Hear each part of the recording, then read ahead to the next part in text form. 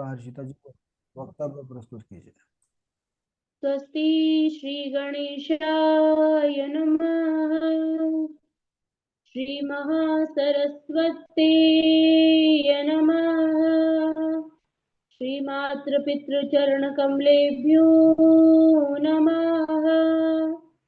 श्री गुरुवे नमः। अस्मद्गुरुभ्यो नमः। अस्मत् परम गुरुभ्यो नमः। अस्मत् सर्वगुरुभ्यो नमः। श्री राधा कृष्णाभ्यां नमः। श्रीमते रामानुजाय नमः। लंबोदरम परम सुंदरैकदन्तम् पीताम्बरं त्रिनयनं परमं पवित्रम् उद्यादिवाकरनिभोज्ज्वलकान्तिकान्तम् विघ्नेश्वरं सकलविघ्नहरं नमामि।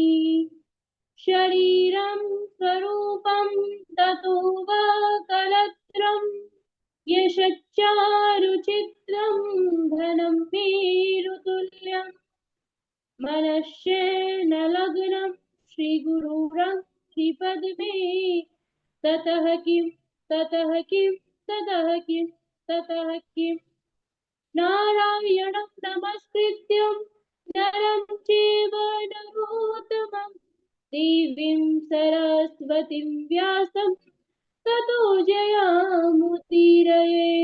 बर्हापीडं नटवरवपु कर्णयो कर्णिकारम् विप्रदेवास्तः कनककपिशं वैजयन्तीं च मालाम् रन्ध्राणवेणुरधरसुधया पूरयन् गोपवृन्दे वृन्दारण्यं स्वपदरमणं प्राविशद गीतकीर्ति करारविन्देन पदारविन्दम् मुखारविन्दे विनिवेशयन्तम् वटस्य पत्रस्य पुटेशयानम् बालं मुकुन्दं मनसा स्मरामि।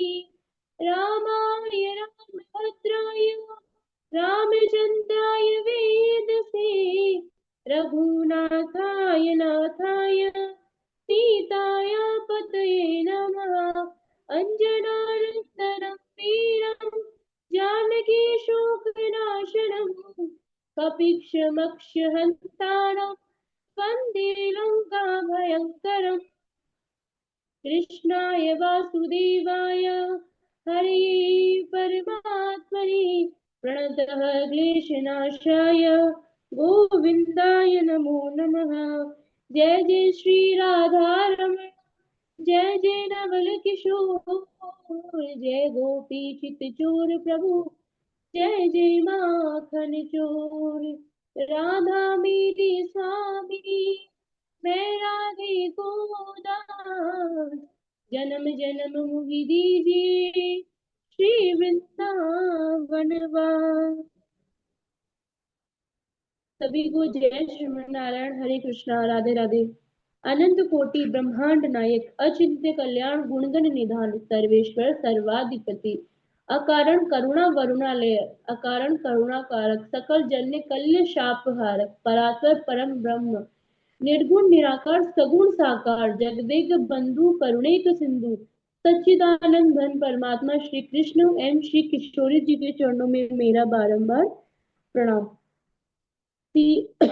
समुपस्थित भागवत भक्त एवं कथा अनुरागी सज्जनों भक्तिमय मातृशक्ति भगनी बांधवों सिया राम मैं सब जग जानी करहु प्रणाम जोरी जुग पानी। आइए सज्जनों, हम सब जो है कथा में प्रवेश करने से पूर्व सब थोड़ी देर हरि नाम संकीर्तन करेंगे ताकि हम जो है अपनी जिह्वा को शुद्ध कर सके, अपने मन को शुद्ध कर सके और जो है भगवान की जो है भक्ति में रम सके। राधे राधे गोविंद गोविंद, राधे राधे राधे गोविंद गोविंद, राधे गोविंद, राधे गोपाल, राधे गोविंद, राधे गोपाल, राधे राधे राधे गोविंद गोविंद, राधे राधे राधे गोविंद गोविंद, राधे गोविंद, राधे गोपाल, राधे गोविंद, राधे गोपाल, राधे राधे राधे गोविंद गोविंद, राधे राधे राधे गोविंद गोविंद, राधे राधे राधे गोविंद गोविंद, राधे। हरे कृष्ण। तो हमने जो है पिछली कथा में हमने श्रवण किया था कि किस प्रकार जो महाराज अंग थे, तो महाराज अंग के ही वंश में जो है बैन का जन्म हुआ। अब जब जो बैन था वो बहुत ही जो है दुष्ट राजा था, दुष्ट स्वभाव का था और वो बहुत ही अत्याचारी था। अब जब वो अत्याचारी था उसने अपने राज्य में ये घोषणा करवा दी कि कोई भी जो है यज्ञ ना करे, हवन ना करे और जो है भगवान की भक्ति न करे, सिर्फ और सिर्फ मेरी ही भक्ति करे। तो ऋषियों ने जो है उसे समझाने का अथाह प्रयास किया, उन्होंने जो है उन्हें खूब समझाया, पर जो बैन है वो उल्टा ऋषियों को ही उपदेश देने लगा। तो ऋषियों ने जब बैन ने जो है ऋषियों की बात नहीं मानी तो ऋषिवर जो है सब जो सारे ऋषिगण थे वह सब क्रोधित हो गए और उन्होंने जो है अपने एक हुंकार मारी और बैन का प्राणांत हो गया। अब जैसे ही जो बैन था उसका प्राणांत हुआ तो जो राजगद्दी थी वो खाली हो गई।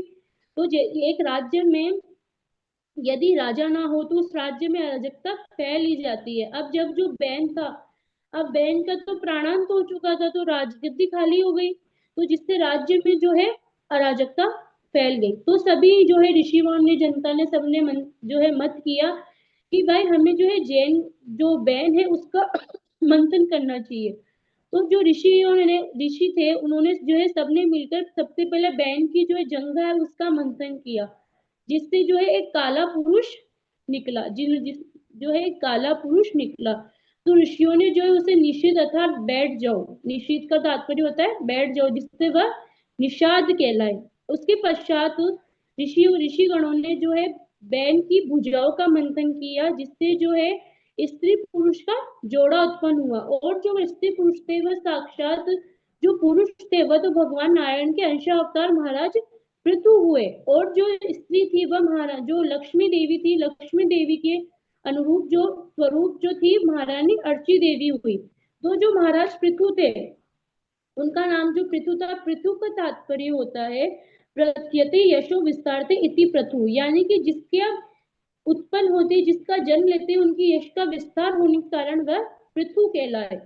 अब महाराज जब सब राज्य अभिषेक हो गया, जो है सब मंगल कार्य संपन्न हो गए, तो जो राज्य की जनता थी, क्योंकि राज्य में जो है बहुत सूखा पड़ चुका था, अकाल पड़ चुका था और वर्षा की एक बूंद भी जो है राज्य में नहीं हुई और खाने को दाने का एक अन्न भी नहीं था। तो जो सभी प्रजागण थे वह महाराज पृथु के पास आए, क्योंकि जो प्रजा होती है वो अपना दुख लेकर राजा के पास ही जाएगी, राजा के अलावा प्रजा का होता भी और कौन है। तो जो सभी प्रजा थी वह जो है राजा के पास आई और उनसे कहा कि हे महाराज हमारी सहायता कीजिए, अब हमारे राज्य में जो अपने राज्य में जो है एक अन्न का दाना भी नहीं हो और ना ही वर्षा का और ना ही पीने योग्य जल है, क्योंकि कहीं जो है वर्षा भी नहीं हुई है और वर्षा न होने के कारण जो है हमारी जो धरती माता है, हमारी जो जमीन है वह सब जो है अकाल से ग्रस्त हो चुके हैं, यानी सब में जो है अकाल पड़ चुका है, यानी हमारे राज्य में जो है भयंकर अकाल पड़ चुका है। अब जो महाराज पृथु थे वह तो साक्षात भगवान के अंश अवतार थे। तो महाराज पृथु ने जो है ध्यान लगाया तो उन्होंने देखा कि जो पृथ्वी है उन्होंने सब जो है अन्न को सब जो औषधि वगैरह है उनको सबको जो है अपने अंदर छिपा लिया है। अब जैसे ही महाराज पृथु को ये बात पता चली तो वह बहुत ही क्रोधित हो गए और उन्होंने पृथ्वी से कहा कि हे पृथ्वी, वसुते त्वां वदिष्यामि मच्छासं परांगमुखी ब्रूहि मे विमलम ज्ञानम तनोति चनो वसु, यानी कि हे पृथ्वी, तू मेरी आज्ञा का उल्लंघन करती है, यानी कि तू अपना यज्ञ में भाग तो ले लेती है परंतु हमें अन्न बदले में अन्न नहीं देती है, इसलिए आज मैं जो है तुझे जो है समाप्त कर दूंगा। ऐसे कहकर महाराज पृथु ने अपना धनुष जो है अपने हाथों में उठा लिया। अब जो पृथ्वी देवी थी वो गौमाता का रूप धारण करके हुए तो जैसे उन्होंने महाराज पृथु की वाणी को सुना तो वो बहुत जो है वो है ना बहुत भयभीत हो गई और वह जो है गौ का रूप धारण कर कर दौड़ने लगी यानी भागने लगी। अब वह जहां जहां भी जाती उसे जो है महाराज पृथु हाथ में धनुष बाण लिए हुए दिखाई देते, तो वह समझ गई कि ये साक्षात भगवान ही है, यानी कि ये कोई जो है साधारण मनुष्य नहीं है अपितु साक्षात भगवान ही है। तो वह जो है महाराज पृथु के पास आई और उनसे विनती करने लगी कि हे महाराज, मुझे क्षमा कर दीजिए, हे प्रभु जो है मेरी रक्षा कीजिए, पाही माम, यानी कि उनसे जो है अपने जीवन की भिक्षा मांगने लगी।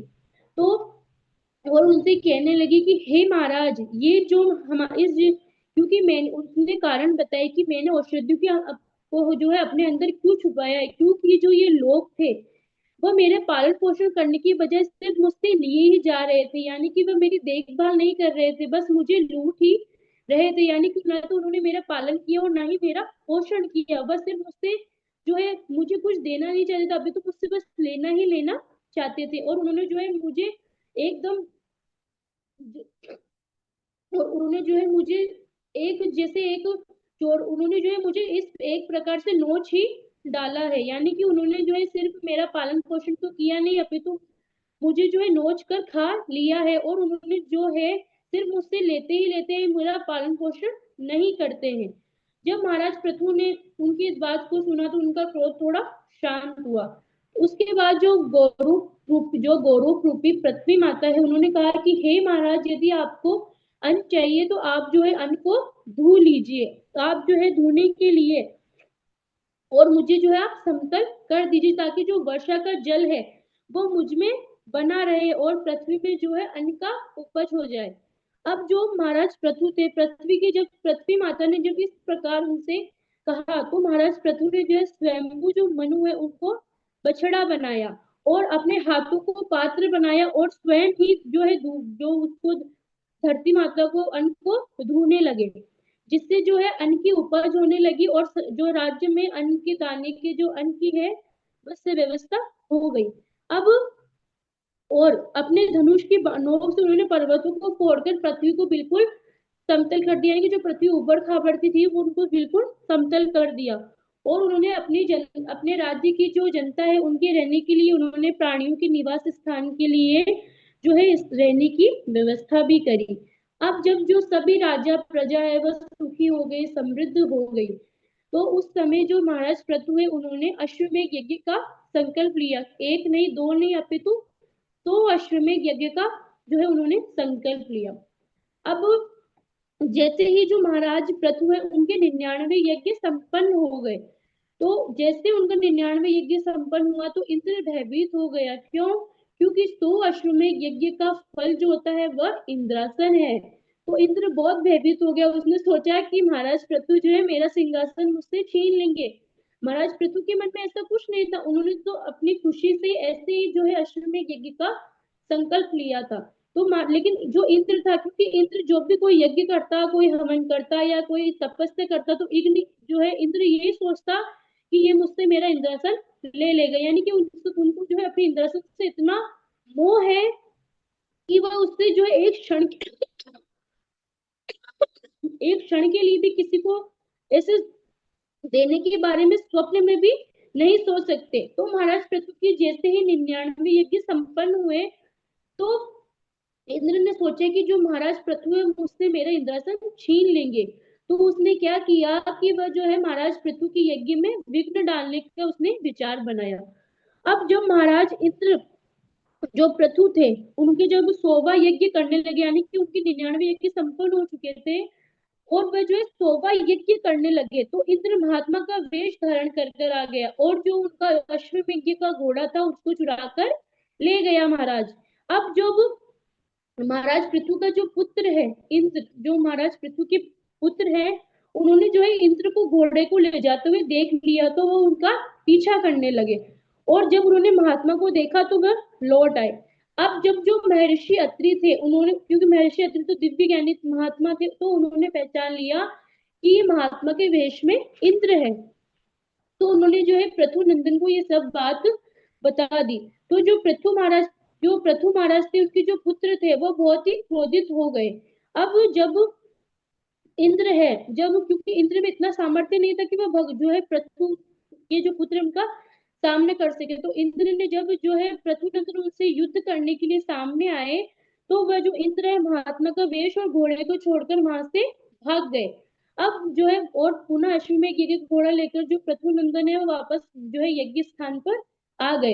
इसके पश्चात पुनः जो है यज्ञ जो है घोड़े को छोड़ा गया। तो इस बार इंद्र जो है वासुदेव के वेश और इस प्रकार जो है घोड़ा जीतने का, क्योंकि जो पृथु नंदन थे उनका पहले नाम नहीं था, तो उन्होंने जो है इंद्र से घोड़ा जीतने के कारण उनका नाम जो विजिताश्व हुआ, यानी कि जो पृथु नंदन थे उनका नाम विजिताश्व हुआ, क्योंकि उन्होंने जो इंद्र से को घोड़ा जीतने में सफलता प्राप्त करी थी। अब पुनः इंद्र फिर से वेश बदल कर आया, यानी कि जब घोड़ा वापस ले गए, वापस घोड़े को छोड़ा, तो इंद्र पुनः जो है उस यज्ञ में खंड जो है विघ्न डालने के लिए आ गया और पुनः जो है भेष बदल कर आया और घोड़े को वापस चुरा कर ले गया।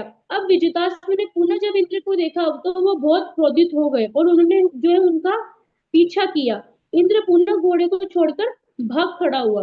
कहते हैं कि घोड़े को चुराने के लिए इंद्र ने जिन जिन भी रूपों का जो है जैसे महात्मा का वेश है, जिन जिन रूपों को जो है इंद्र ने धारण किया, वह सभी जो है पाखंड के चिन्ह थे, यानी वह पाप के चिन्ह थे, पाप के जो है खंड चिन्ह थे। इसी कारण पे जो है पाखंड कहलाए। क्यों? यानी रूपाणि जगृहे इंद्रो है जिहर्षया तानि पापस्य खंडानि लिंगम खंडमिहोच्यते। यानी कि इंद्र ने जो है यज्ञ में विघ्न डालने के लिए, घोड़े को चुराने के लिए जिन जिन रूपों को जो है धारण किया था, क्योंकि वो गलत कार्य थे, यज्ञ में विघ्न डालना एक बहुत बड़ा पाप होता है, तो इंद्र ने जो है ये पाप किया था। तो इससे पाप की, उसने जो जो रूप बनाए थे वो पाप के खंड थे, यानी पाप के चिन्ह थे, इस कारण वह सब जो है पाखंड कहलाए। कहते हैं कि कलिकाल में अनेकों लोगों ने अपनी आजीविका को चलाने के लिए उन्हें धारण किया। जब बारंबार इंद्र जो है यज्ञ में जो है विघ्न पहुंचाने लगा तो महाराज पृथु क्रोधित हो गए। यानी कि महाराज पृथु ने पहले कुछ नहीं कहा, उन्होंने सोचा कि इंद्र है, अपने आप समझ जाएंगे। तो उन्होंने जब फिर भी जो है इंद्र, देवराज इंद्र नहीं माने, तो महाराज पृथु बहुत क्रोधित हो गए, उन्हें क्रोध आ गया और वह अपने जो है आसन से खड़े हो गए और इंद्र को मारने के लिए अपने हाथों में धनुष बाण को उठा लिया। तब जो है ऋषि गणों ने कहा, तब जो है वहां के जो यज्ञ करा रहे थे जो ऋषि थे, उन्होंने कहा कि हे महाराज, आप जो है जो ऋत्युजु, यानी कि जो ऋत्युजु थे वो यज्ञ करा रहे थे, तो उन्होंने कहा कि हे महाराज, आप तो इस यज्ञ के मुख्य यजमान है, इस प्रकार आपको जो है यज्ञ के बीच में से उठना जो है अशुभ होता है, इसलिए हे महाराज, आप जो है यज्ञ में बैठ जाइए और इस अपने स्थान को आप मत छोड़िए। मैं अभी यज्ञ में जो है इंद्र के नाम से आहुति देता हूँ और इंद्र का जो इसी यज्ञ में हवन कर देता हूँ और उसे अभी अग्नि में हवन कर देता हूँ। अब ऐसे कहकर ऋत्युजु ने जो है मंत्र जो है प्रारंभ कर दिया, जिससे इंद्र का जो सिंहासन है वो डोलने लगा। अब इंद्र बहुत भयभीत हो गया, क्योंकि मृत्यु को सामने देखकर कौन भयभीत ना हो। तो इंद्र जो है दौड़ा दौड़ा ब्रह्मा जी के पास आया। तो ब्रह्मा जी ने जो है, जैसे ब्रह्मा जी को इन सब बातों का पता चला, तो ब्रह्मा जी इंद्र के साथ वहां पर प्रकट हो गए और उन्होंने ऋत्युजु से जो है मंत्र को रोकने का जो है आदेश दिया। अब ऋत्युजु ने मंत्र को रोका, तत्पश्चात जो ब्रह्मा जी हैं उन्होंने महाराज पृथु से कहा कि हे महाराज, इंद्र ने ये सब जो है भय के कारण किया है, यानी कि हे प्रभु, जो 100 अश्वमेध यज्ञ का फल है, यानी कि इस 100 अश्वमेध यज्ञ के पुण्य का जो फल है वह इंद्रासन है। इसलिए इंद्र, क्योंकि आपके मन में तो ऐसा कोई भाव नहीं था कि आपको इंद्रासन चाहिए, परंतु इस जो 100 अश्वमेध यज्ञ, इसका फल ही इंद्रासन है। जब मनुष्य 100 अश्वमेध कर लेता तो उसे इंद्रासन की प्राप्ति स्वतः ही हो जाती है। इसलिए जो इंद्र है उन्होंने इस भय के कारण आपके यज्ञ में जो है ये विघ्न डाल रहे थे। तो महाराज पृथु जो है उन्होंने कहा कि प्रभु मेरे मन में तो ऐसा कोई भाव नहीं है, मैं तो जो है अपने खुशी से अश्वमेध यज्ञ कर रहा था। तो ब्रह्मा जी ने कहा कि हे महाराज, मैं जो है यदि प्रभु नारायण को अगर आपसे प्रसन्न होना होगा तो वो 99 यज्ञ में भी प्रसन्न हो जाएंगे, उसके लिए आपको 100 अश्वमेध यज्ञ करने की कोई आवश्यकता नहीं है। इसलिए हे महाराज, आप जो है अपने इस 100 अश्वमेध यज्ञ के संकल्प का त्याग कर दीजिए। अब ब्रह्मा जी की बात सुनकर जो महाराज पृथु है उन्होंने अपने 100 अश्वमेध यज्ञ करने का जो उन्होंने संकल्प लिया था उसे तुरंत उन्होंने त्याग दिया। अब माँ जो भगवान नारायण है, जैसे उन्होंने महाराज पृथु के इस उपकार को देखा, इस स्वभाव को देखा, तो वह तुरंत वहां पर प्रकट हो गए और उन्होंने कहा कि हे पृथु, हे राजन, मैं तुमसे बहुत प्रसन्न हूँ, तुम्हारी इस गुण को ने जो है मेरे हृदय को छू लिया है और और तुमने अपने स्वभाव से मुझे भी अपने वश में कर लिया है और मुझे से जो तुम जो भी चाहो वो वरदान मांग सकते हो। तो उन्होंने कहा कि हे महाराज, अब महाराज पृथु ने भगवान से क्या मांगा ये हमें यहाँ पर सीखने की जो है आवश्यकता है। तो महाराज पृथु ने कहा भगवान नारायण से कि हे नारायण, न कामयी नाथ तदपयम क्वचित्, न यत्र युष्मच्चरणाम्बुजासव, महता महत्यमानन्तहृदयान्मुखच्युतो, विद्यस्वकर्णायुतवेश मे वर। कि हे प्रभु, आपके चरण कमलों में सदा मेरा ध्यान लगा रहे, सदा मेरी जो बुद्धि है, मेरी वाणी है, सदा आपके बारे में विचार करती रही, आपकी ही जो है गुणों का गान करती रही, आपकी ही जो है कथाओं का श्रवण मैं करता रहूं। और प्रभु मेरी जो है और कोई कामना नहीं है, और यदि आप फिर भी अपनी प्रसन्नता से मुझे कुछ देना ही चाहते हैं तो मुझे 10,000 कान दीजिए। अब जैसे ही क्योंकि अब उन्होंने 10,000 कान क्यों मांगे, तो उन्होंने 10,000 कान इसलिए मांगे, तो उन्होंने कहा कि हे प्रभु, मैं आपसे 10,000 कान मांगता हूँ, क्यों? क्योंकि मैं आपकी कथाओं का निरंतर श्रवण करता रहूं। जब मैं आपकी कथा को श्रवण करता हूँ तो मेरा हृदय तो नहीं भरता है, परंतु मेरे कर्ण की जो क्षमता है वो समाप्त हो जाती है। इसलिए हे प्रभु, आप मुझे ये आशीर्वाद दीजिए कि मैं आपकी कथाओं का जो है श्रवण गान हमेशा करता रहूं। महाराज जो भगवान नारायण है, उन्होंने जब महाराज पृथु की जो है शब्दों को सुना, इस वाणी को सुना, इस जो है आशीर्वाद उनको जो मतलब सुना, तो वो बहुत प्रसन्न हो गए। तो उन्होंने कहा कि हे पृथु, मैं तुम्हें 10,000 कान तो नहीं अपितु तुम्हारे इन 2 कानों में 10,000 कानों की क्षमता तुम्हें प्रदान करता हूँ। तो भगवान नारायण ने कहा कि आज से तुम मेरी कथाओं का निरंतर श्रवण करते रहोगे, निरंतर गान करते रहोगे, परंतु तुम कभी भी नहीं थकोगे। ऐसा कहकर जो भगवान श्री हरि है वह वहां से अंतर्ध्यान हो गए। बोलिए भक्त वत्सल भगवान की जय। अब एक बार की बात है, जो महाराज पृथु है अपनी प्रजा को उपदेश दे रहे हैं, यानी कि महाराज पृथु ने अपनी जो प्रजा है उनको उपदेश देते हुए कहा है कि आप लोगों ने जो है मुझे अपनी जो है सेवा के लिए, अपनी आजीविका के लिए और अपने धर्म की रक्षा करने के लिए राजा नियुक्त किया है। यानी कि राजा जो है वो प्रजा का मालिक नहीं होता है, अभी तो जो प्रजा होती है वह राजा की मालिक होती है। जैसे अभी हम लोग हैं, जब चुनाव होता है तो जनता चुनती, जनता जिसे अधिक वोट से मत देती है तो वही पार्टी जो है जीतती है। तो जो सब खेल होता है वह जनता के ऊपर ही निर्भर करता है कि वह किसे अपना प्रतिनिधि चुनना चाहती है और किसे अपना प्रतिनिधि नहीं चुनना चाहती है। तो इसलिए महाराज पृथु कहते हैं कि मैं आपका मालिक नहीं, अभी तो आप जो जनता है वह मेरी मालिक है यहाँ, और मैं आपका दास हूँ। तो उन्होंने कहा कि आपने मुझे जो है राजा नियुक्त किया है अपने आजीविका के लिए, अपने धर्म के लिए, अपनी सेवा करने के लिए।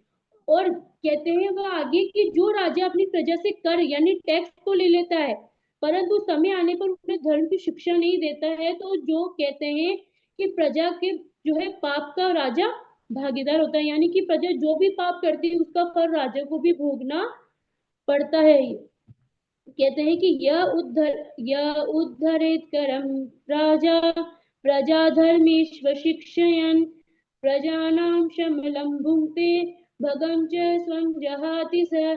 यानी कि जो राजा प्रजा से कर यानी टैक्स को ले लेता है, परंतु प्रजा को धर्म की शिक्षा नहीं देता, प्रजा को अपने धर्म का पालन करने की शिक्षा नहीं देता है, अपने धर्म के बारे में नहीं बताता है, तो कहते हैं कि उस राजा को अपनी प्रजा के पाप का भागीदार बनना पड़ता है। इसलिए हे प्रजाजनों, हे मेरे मालिक, जो है यानी महाराज पृथु कह रहे हैं अपनी प्रजा से कि मेरी आपसे यही प्रार्थना है कि आप जो है सब मेरे जो है अपने अपने धर्म का पालन करें, अपने स्वधर्म का पालन करें, और जो है भगवान नारायण की निरंतर भक्ति करते रहे, और दूसरों को भी जो है भक्ति करने के लिए प्रेरित करें, और आपस में मिलजुल कर रहे, और अपने अपने स्वधर्म का पालन करें, और निरंतर भगवान का भजन करिए। महाराज पृथु की इस प्रकार उपदेश दे रहे थे कि वहां पर हमारे जो चारों मुनीश्वर भैया है, सनक, सनंदन, सनातन और सनत कुमार, वह वहां पर प्रकट हो गए। अब जब वो वहां पर प्रकट हो गए और जैसे महाराज पृथु ने उन्हें देखा, तो वो बहुत प्रसन्न हो गए, और उन्हें जो है चारों भैयाओं यानी हमारे चारों जो मुनीश्वर कुमार है उन्हें प्रणाम किया, और उनसे एक प्रश्न किया। क्या प्रश्न किया कि हे मुनीश्वरों, प्राणियों के कल्याण का अत्यंत सरलतम उपाय कौन सा है? यानी कि हर प्राणी तपस्या नहीं कर सकता, हर प्राणी जो है भगवान का ऐसी घनघोर तपस्या जंगल में जाकर तो नहीं कर सकता है। अभी जैसे हम मनुष्य, हम जंगल में जाकर तपस्या नहीं कर सकते, यानी कि महाराज पृथु ने ये प्रश्न हमारे लिए पूछा है। उन्होंने पूछा है कि जो प्राणियों हैं, उनके प्राणियों का कल्याण का जो सरलतम उपाय है वह कौन सा है? तो मुनीश्वरों ने कहा कि हे राजन, आपने बहुत ही उत्तम प्रश्न पूछा है कि जब लोक कल्याण के बारे के विषय में जब ऐसे प्रश्न हमारे जो संत लोग हैं वो सुनते हैं, तो वो बहुत प्रसन्न होते हैं, क्योंकि ये जो महाराज पृथु ने यहाँ प्रश्न पूछा है उससे केवल उन्होंने केवल अपने लिए नहीं, अभी तो संपूर्ण संसार के लिए, संपूर्ण प्राणियों के लिए पूछा है, क्योंकि हर प्राणी जो है भगवान की जो है घनघोर तपस्या नहीं कर सकता है। इसलिए उन्होंने पूछा कि हे मुनीश्वर भैया, हे प्रभु, आपने प्राणियों के कल्याण के लिए जो है बहुत जो है अच्छा प्रश्न पूछा है। तो जो हमारे चारों मुनीश्वर भैया है, उन्होंने कहा, उन्होंने जो है वह उस प्रश्न का क्या उत्तर देते हैं, वह हम जो इस कथा के अगले भाग में श्रवण करेंगे। अब मैं अपनी वाणी को जो है यही विश्राम देती हूँ, और अपने इस वक्तव्य को श्री किशोरी जी के, राधा माधव सरकार के चरणों में जो है समर्पित करती हूँ। कृष्णाय वासुदेवाय हरये परमात्मने प्रणतः क्लेशनाशाय गोविंदाय नमो नमः, गोविंदाय नमो नमः, गोविंदाय नमो नमः। राधे राधे गुरु जी, प्रणाम। ठीक है, ठाकुर जी कृपा बनी रहे, बहुत अच्छा रहे, बहुत बढ़िया। बहुत सुंदर कथा, बहुत सुंदर कथा। धन्यवाद दादाजी। बहुत आपके ऊपर राधा माधव की कृपा हमेशा बरसती रहे और कथा सुंदर होती रहे। जय श्री राधे, जय श्री राधे।